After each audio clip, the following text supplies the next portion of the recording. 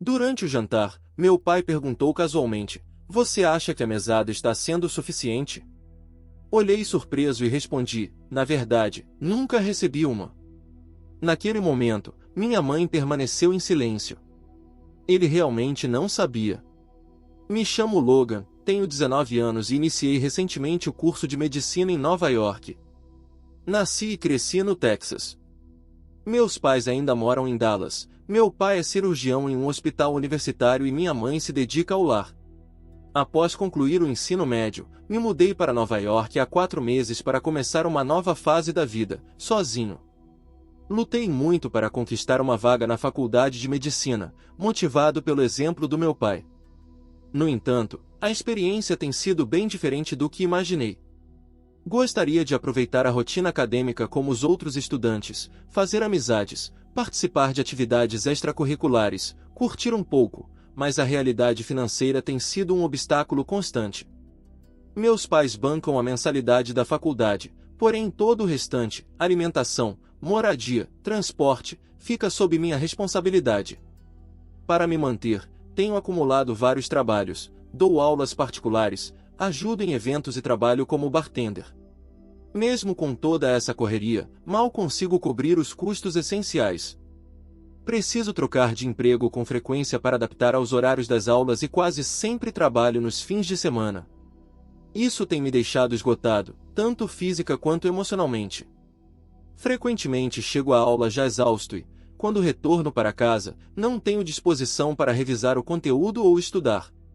Comecei a ficar com receio de não conseguir acompanhar o ritmo do curso e acabar repetindo o ano. Minha maior preocupação é que, nesse ritmo, vou acabar comprometendo meu desempenho em algo que deveria ser minha prioridade absoluta. Tomado por um sentimento de frustração e ansiedade, decidi pedir ajuda à minha mãe, mesmo que fosse um valor simbólico. Meu pai, com uma rotina extremamente cheia, raramente está presente, então é minha mãe quem lida com a organização do dinheiro. Apesar da boa renda do meu pai, ela me explicou que as despesas estavam apertadas e que já estava sendo difícil pagar a universidade, então não havia como enviar mais nada. Ao ouvir isso, senti como se não houvesse saída. Naquela noite, voltei para meu pequeno apartamento e fiquei encarando o teto por horas, sem conseguir dormir. Moro em um estúdio simples no Queens, com banheiro próprio. Não era aquilo que eu imaginava quando sonhava em estudar em Nova York, mas é o que consigo pagar. As paredes estão marcadas por infiltrações, e em dias chuvosos preciso espalhar baldes pelo chão para conter os pingos. A geladeira faz um ruído esquisito que, às vezes, me acorda no meio da noite. Enquanto isso, muitos colegas vivem em dormitórios da universidade, com muito mais estrutura e conforto. Alguns colegas moravam em residências universitárias modernas ou dividiam apartamentos em bairros bem localizados. Fui convidado várias vezes para confraternizações de boas-vindas no início do semestre, mas sempre precisei recusar porque meus horários de trabalho coincidiam com os eventos. Em outras ocasiões, inventava justificativas para esconder o fato de que não tinha condições nem de comprar umas cervejas para levar. A diferença entre o que eu esperava da vida universitária e o que estava realmente vivendo era gritante. Durante minha infância em Dallas, meu pai sempre reforçava o valor do ensino superior em medicina. Ele costumava compartilhar memórias da época em que cursava a faculdade, dizendo que foi o período mais marcante da sua vida. Contava como conheceu minha mãe em uma festa de fraternidade, como criou laços que duram até hoje e como aprendeu tanto com os colegas quanto com os professores. A universidade molda quem você é, ele dizia. É lá que você se descobre e decide o tipo de pessoa que quer ser. E eu me perguntava, como alguém consegue se encontrar em meio ao cansaço extremo, dormindo poucas horas por noite? Minha rotina era puxada. Acordava às 5h30 para estudar antes da aula de anatomia, que começava pontualmente às 8 horas. Após 4 horas seguidas de conteúdo denso, saía correndo para dar aulas de reforço a estudantes do ensino médio. Em seguida, voltava à faculdade para as atividades da tarde, que se estendiam até às 18 horas, vários dias por semana. Ao fim das aulas, ainda trabalhava no laboratório de biologia como auxiliar, organizava materiais, limpava vidrarias, deixava tudo pronto para o dia seguinte. Saía de lá às 21 horas. Nas quintas, sextas e fins de semana, assumia o turno noturno em um bar nas redondezas da Times Square, servindo bebidas até tarde da noite. Só conseguia chegar em casa depois das 3 da manhã. Alguns dias, simplesmente não havia tempo para fazer refeições completas. Carregava barrinhas de cereal na mochila para comer entre os compromissos, e jantava qualquer coisa barata do mercado que ficava aberto a noite inteira perto do meu prédio. Quando sobrava um trocado das gorjetas, me presenteava com um hambúrguer na lanchonete do caminho de volta. Nunca tivemos problemas financeiros em casa. Não éramos ricos, mas morávamos confortavelmente em um bairro tranquilo de Dallas. Meu pai trabalhava muito, mas sua profissão garantia uma boa qualidade de vida. Desde pequeno, tive acesso a tudo: carro próprio aos 16, viagens de férias, acampamentos de verão. Foi só depois de vir para Nova York que experimentei o peso de viver com recursos limitados.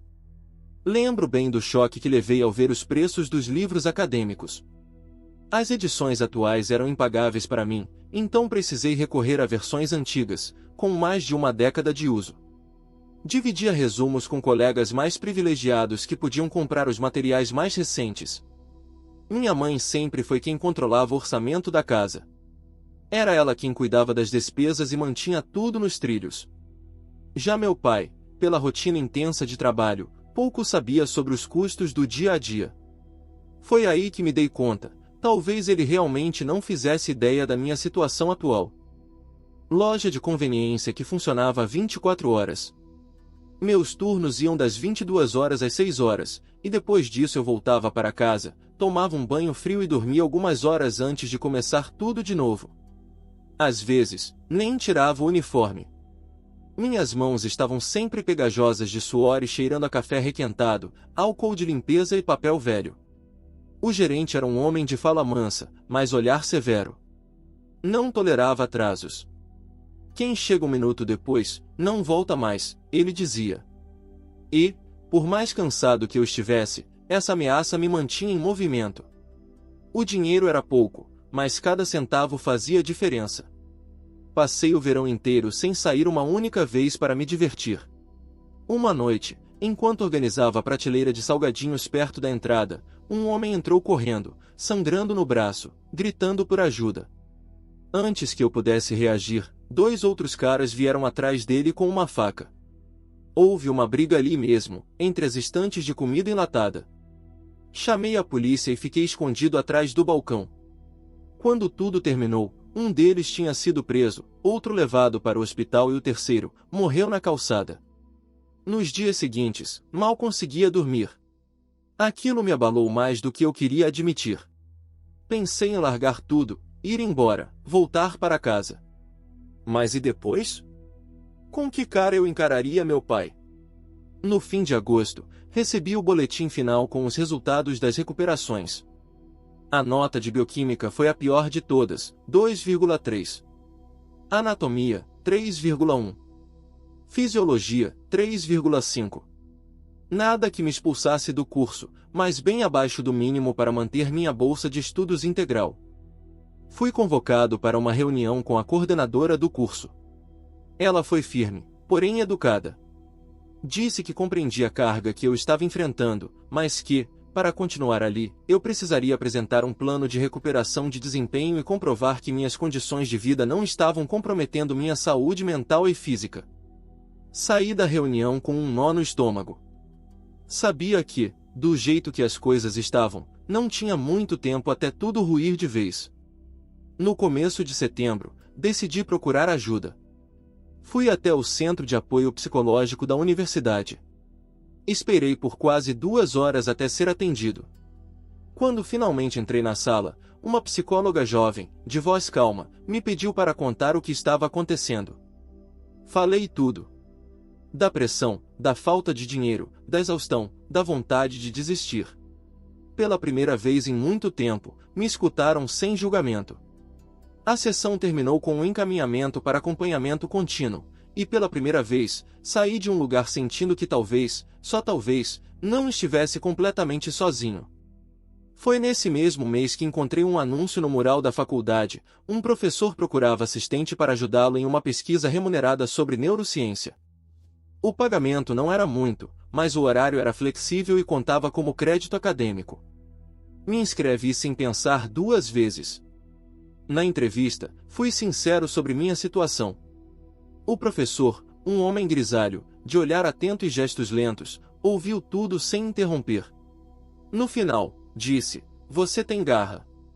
Isso vale mais que qualquer nota. O trabalho é seu." Voltei para casa com um sorriso discreto, o primeiro em muito tempo. Ainda não estou onde gostaria. Continuo cansado, com olheiras profundas e sem dinheiro para luxos. Mas agora, ao menos, tenho um plano. Diminui minhas horas no bar e larguei o turno noturno da loja. A pesquisa me deu não só algum alívio financeiro, mas também uma sensação de propósito. Quando entro no laboratório e vejo meu nome no crachá da bancada, lembro do menino que sonhava em ser médico, e percebo que ele ainda está aqui, exausto, sim, mas vivo.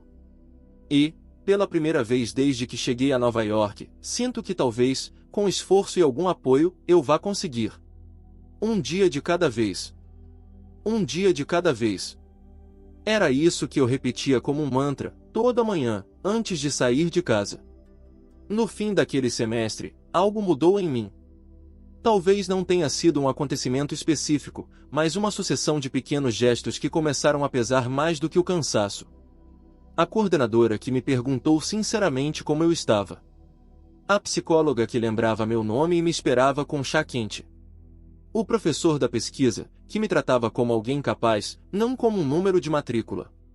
Até alguns colegas, antes distantes, começaram a me incluir em grupos de estudo, a compartilhar livros digitalizados, a perguntar se eu já tinha comido. Um dia, depois da aula de histologia, uma aluna que eu mal conhecia me ofereceu metade do sanduíche dela. "Você parece morto de fome", disse, rindo. E eu estava. Comi ali mesmo, no chão do corredor, com vergonha e gratidão misturadas. À noite, quando voltei para casa, vi no espelho do banheiro que meu rosto parecia outro. Ainda pálido, mas com algo diferente nos olhos. Como se, depois de tanto tempo, alguma parte de mim estivesse voltando. No fim daquele ano, consegui melhorar minhas notas. Ainda não eram brilhantes, mas suficientes para manter minha bolsa e minha esperança. No último dia de aula, o professor da pesquisa me convidou para apresentar nosso trabalho em um simpósio pequeno, em Boston. Nunca tinha viajado sozinho. Ele disse que o laboratório cobriria os custos. No ônibus, olhando pela janela a estrada passando depressa, me emocionei. Era só uma apresentação, uma viagem curta, mas para mim, aquilo era um símbolo. Cheguei ao auditório com as mãos suando, o coração acelerado, o mesmo medo de sempre. Mas falei. Expliquei nossos dados, respondi perguntas. Vi gente prestando atenção em mim, anotando o que eu dizia. E, naquele instante, percebi, eu era capaz. Não só de sobreviver, mas de aprender, ensinar, contribuir. Hoje, escrevo esse relato no intervalo entre um plantão e outro. Estou no 4º ano da faculdade, ainda batalhando com aluguel e dívidas, mas muito mais forte do que jamais imaginei que seria. Ainda me lembro de todas as noites que chorei escondido, dos dias sem almoço, das dores nas costas de ficar em pé por horas. E também me lembro do sanduíche dividido, do olhar paciente da psicóloga, do "o trabalho é seu" do professor. São essas pequenas coisas que salvaram minha vida. Meu pai ainda acha que a faculdade foi a melhor época da vida dele. Eu não. Para mim, a faculdade foi o lugar onde tudo quebrou, e onde comecei a me reconstruir, pedaço por pedaço. Não sou o estudante perfeito, nem o mais brilhante. Mas sou alguém que aguentou. Que ficou. Que está aqui. E, mesmo que o caminho ainda seja difícil, agora sei que não estou mais andando no escuro. Estou indo. Um dia de cada vez. E isso, por si só, já é uma vitória.